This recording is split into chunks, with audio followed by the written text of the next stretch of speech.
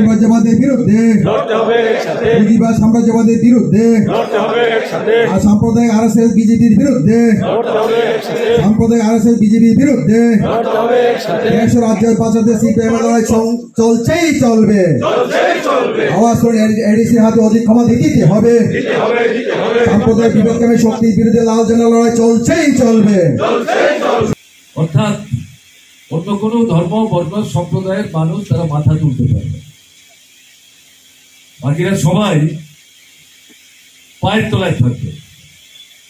এবং তার সঙ্গে পরবর্তী সময় যুক্ত করেছে এক দেশ এক ভোট, এর সঙ্গে আরো যুক্ত হবে এক নেতা এক ভাষা এক সংস্কৃতি। এই যে বিষয়টা, এটা হচ্ছে বেশিরভাগের একটা নতুন চেহারা।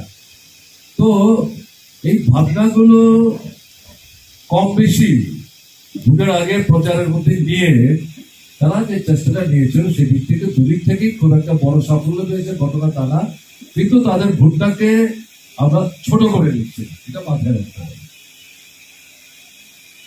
অনেকের ধারণা হয়েছিল যে বোধহয় এই ধাক্কাটা খাওয়ার পর একটু সম্বিত ফিরবে, তাদের যে চলন বলন কার্যক্রম এর মধ্যে খানিকটা পরিবর্তন আসবে, কিন্তু ঘটনা যা তা তারা আনেনি।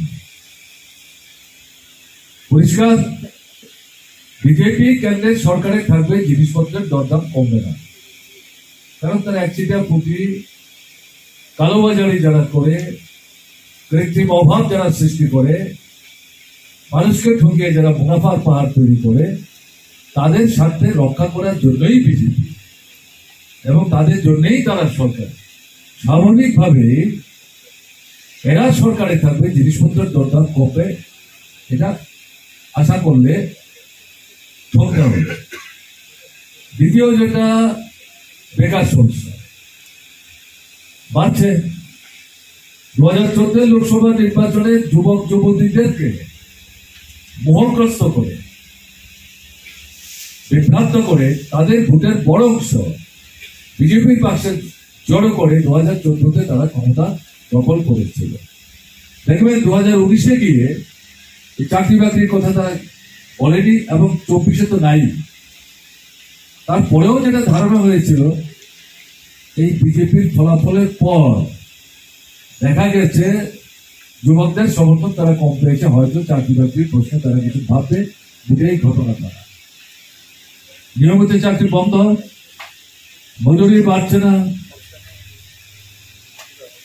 11 মাস চাকরির পর ছাড়াই 1 মাস পরে আবার হয়তো নিচ্ছে, যাতে আইনি কোন অধিকার যুবকরা অর্জন করতে না পারে।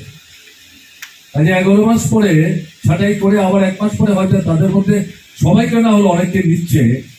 এতে গিয়ে কি দাঁড়াচ্ছে, এরা কোর্টে গিয়ে বলতে পারবে না আমি 5 বছর চাকরি করেছি নিয়মিত, কিন্তু আমাকে রেগুলার করছে না, এই কথাটা বলবার সুযোগ হরণ করে নিয়েছে। এটাকে কৌশলী অবস্থান বলতে পারেন, এটা তাদের নীতিগত অবস্থান। বেকার সমস্যার সমাধান তারা করবে, এটা ভাবলে ভুল করা হবে। কৃষি এবং কৃষক